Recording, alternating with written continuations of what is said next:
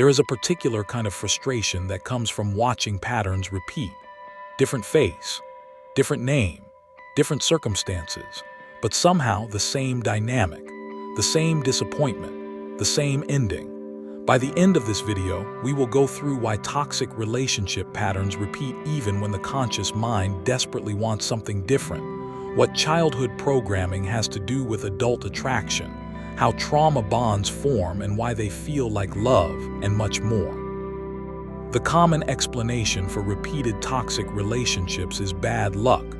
The right person just has not shown up yet. The dating pool is full of damaged people. Timing keeps being wrong. These explanations are comforting because they place the problem outside the self. Nothing to fix. Just wait for circumstances to change. But circumstances rarely explain patterns. When the same dynamic shows up across multiple relationships, with different people, in different contexts, the common denominator becomes harder to ignore. The common denominator is the person in the center of the pattern. This is not blame. It is not saying the abuse was deserved or the toxicity was asked for. What it is saying is that there are unconscious forces that influence who feels attractive, who feels familiar, who feels like home. And sometimes home was not safe. There is a concept in psychology called the repetition compulsion. Freud identified it over a century ago. People unconsciously recreate situations from their past, especially unresolved traumatic situations, in an attempt to master them. The logic is not conscious. It runs below awareness, but it powerfully shapes choices. A child who grew up with an emotionally unavailable parent learns that love means longing. That connection means chasing. That intimacy means never quite getting what you need.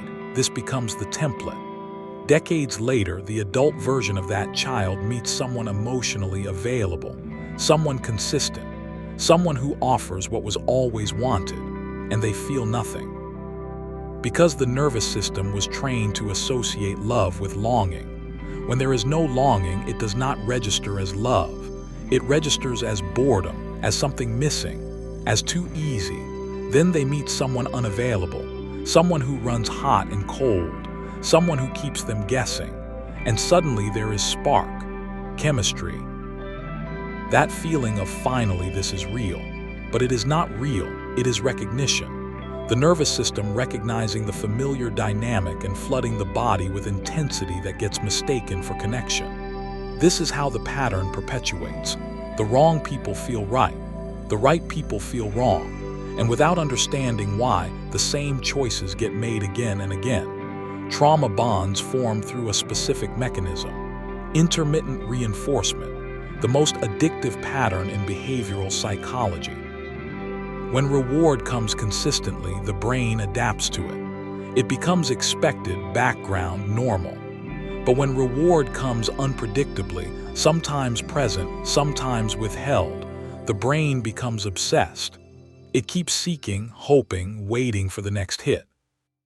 Toxic partners are often masters of intermittent reinforcement, not always consciously, but the pattern is there. Moments of intense affection followed by withdrawal, promises followed by disappointment, just enough good to keep hope alive, just enough bad to keep the nervous system in a constant state of alert.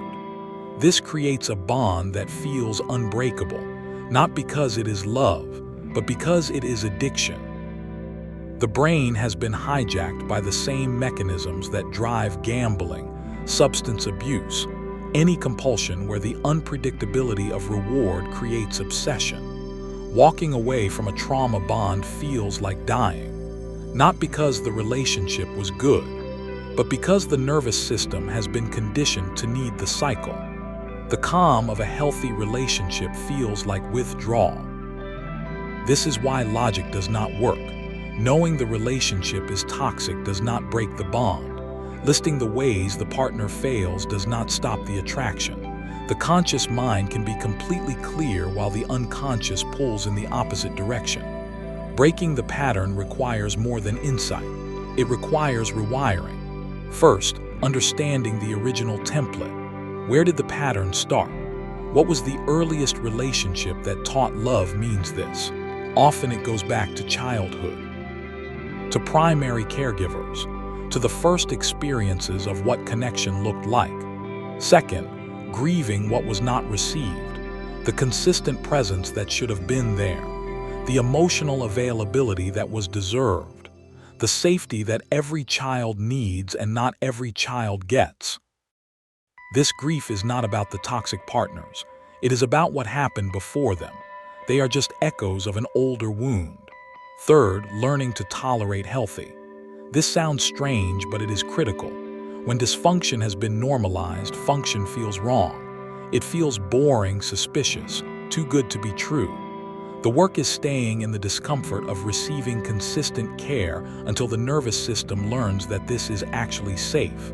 That love does not have to hurt. That connection does not require chaos. This takes time. It takes patience with the self that keeps being drawn to the familiar. It takes compassion for the child who learned what they learned through no fault of their own. But patterns can break. Templates can be rewritten. The repetition compulsion is not destiny. It is programming, and programming can be changed. The first step is seeing the pattern for what it is. Not bad luck, not other people's problems, not something that will magically resolve when the right person appears. It is an internal dynamic playing out externally. And changing the internal is the only way to change what shows up on the outside.